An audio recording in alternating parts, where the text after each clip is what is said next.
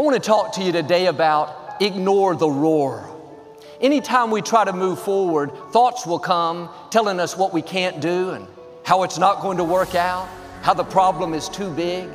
We know what God promised. We believe it in our heart, but all these doubts start to bombard our mind.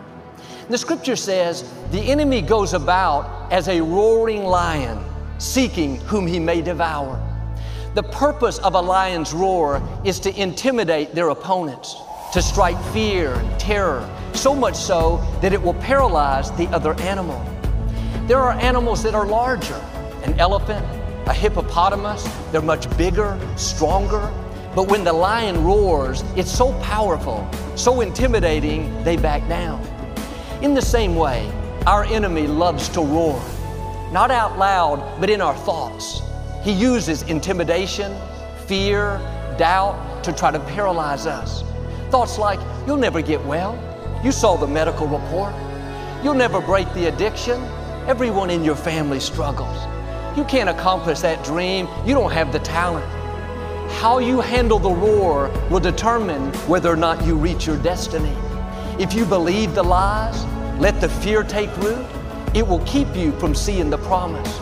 You have to learn to ignore the roar. Don't pay attention to the threats. The enemy is all bark and no bite. He goes about as a roaring lion. He's not a lion.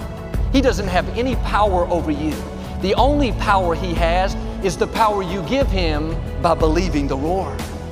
When those thoughts of worry come, fear, anxiety, recognize what's happening.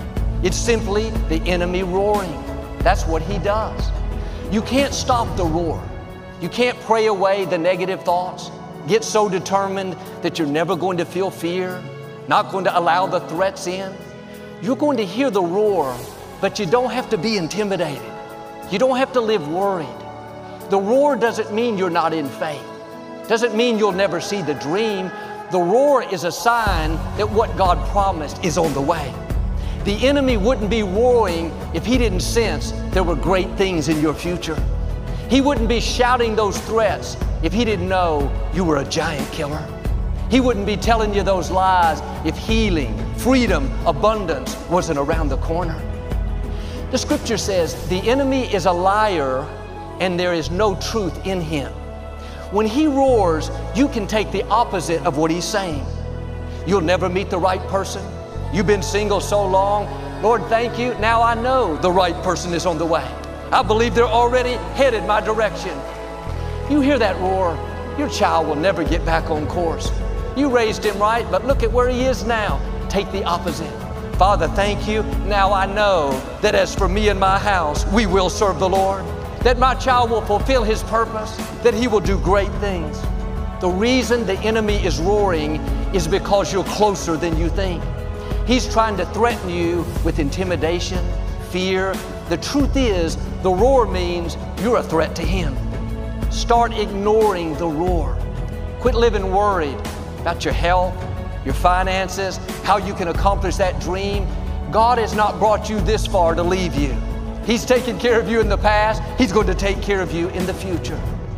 It says the enemy goes about seeking whom he may devour.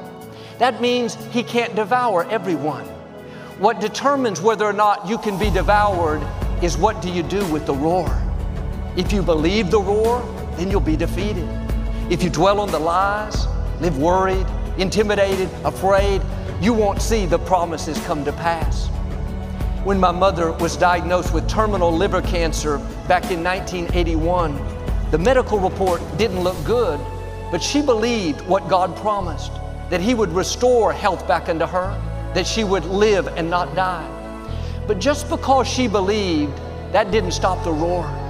Just because you have faith, you're declaring promises, doesn't mean you're not going to hear lies, threats, thoughts of fear. It's not going to work out. Just give up. It's over. You can't stop the roar, but you can ignore it. You don't have to dwell on all the negative thoughts telling you that it's not going to work out.